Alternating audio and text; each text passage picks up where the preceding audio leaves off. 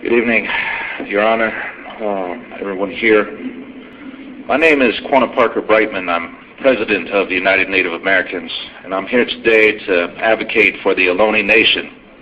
Now, if you do or do not know this, the land that you all are debating over is actually the ancestral lands of the Ohlone Nation. Now, why is it that there are no Ohlone representatives here on this particular panel? There's no Ohlones, no Indians actually employed within your fire department, police department. Where are the Indians? Where is the Indian representation here when it comes time for us and our issues? Now, this 100 acres that was supposedly ceded to UC Berkeley, this is ridiculous. I think it's time that UC Berkeley actually do something for Indians other than hoarding 13,000 human remains over there at the Hearst Museum, over there at UC Berkeley. Now, I ask each and every one of you who's on this panel, wouldn't it be nice to actually have a gesture, a very nice gesture to actually give back this little 100-acre plot to the Ohlone Nation? Is that too much to ask for? We gave away over 1 billion acres of land to all of you squatters who are sitting in our country and don't pay rent. Why can't we have that? Continue. No, you're answering the question, right? We're listening to your comments and questions. Okay, so how would you feel about that? Can we take a vote on that tonight? Can I put that on the agenda tonight? Can we take a vote on that 100 acres going back to the Ohlone Nation? How do you feel about that, ladies and gentlemen? Give it back to the Indians, ladies and gentlemen. Let's give a round of applause for the Indians, First Nations people here. How do you feel about that? We're going to answer at the end. You're going to answer at the end. Not my 7 seconds left, huh? Yeah. We get into dialogues that waste a lot of people's time. Oh. I'd like to echo what a friend of mine stated about the Ohlone people, about this as their ancestral homelands.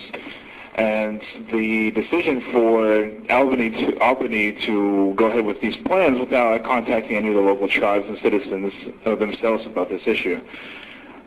My greatest concern is with the 2012-04. That's with the permission. That's the deal with UC Berkeley. They do not have the best track record when it comes to dealing with Indigenous people of this land, especially since Phoebe Hearst Museum is housing 12,000 American Indian skeletons that have been dug up that was similar to this place at Embryville's Bay Street Mall. I would not like for something like that to happen here. I'm sure I'm not thinking it will.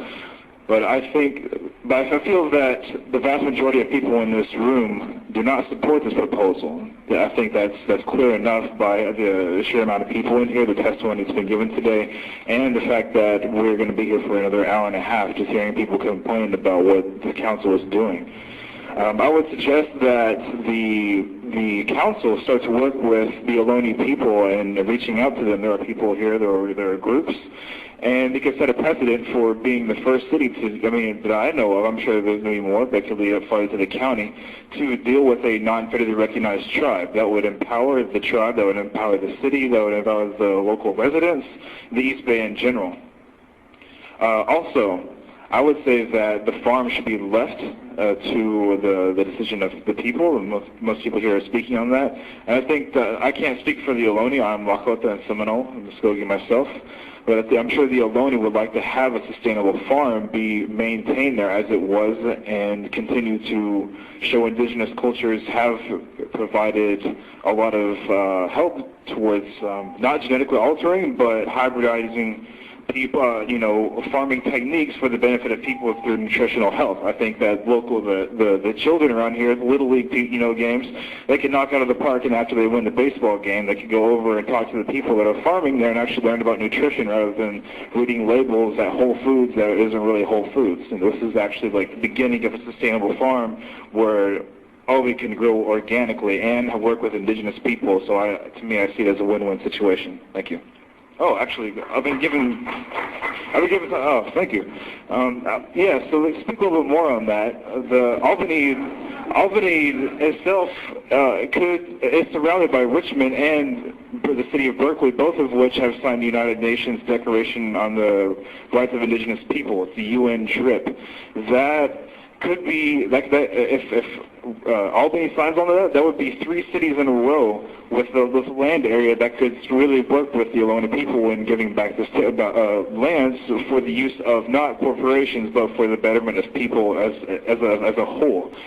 Laws start at the grassroots level. I'm not about a person that goes out for federal policy or UN policy. So the Albany people are actively advocating for the UN rights of indigenous people to be signed would start a precedent on the city level, then go to the local, then go to the state and the county, then federal.